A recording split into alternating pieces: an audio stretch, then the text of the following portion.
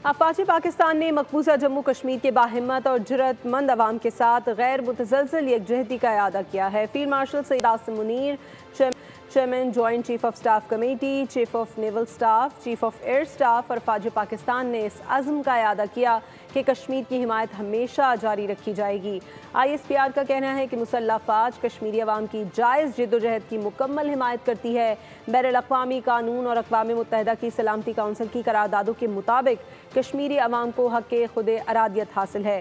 भारतीय फोर्सेस का मकबूजा जम्मू कश्मीर में मुसलसल फ़ौजी मुहासरा बैनुल-अक़वामी कवानीन के बरक्स है। मकबूजा कश्मीर में इंसानी हुकूक की मुनज़्ज़म संगीन खिलाफ वर्जियों और आबादियाती तब्दीलियों के ज़रिए कब्ज़ा बैनुल-अक़वामी कवानीन की खिलाफ वर्जी है। भारत के जाबिराना इक़दामात, जंगजू रवैया और इश्तियाल अंगेज़ बयानात खित्ते में अदम इस्तेहकाम और इंसानी मसाइब में इजाफे का सबब हैं।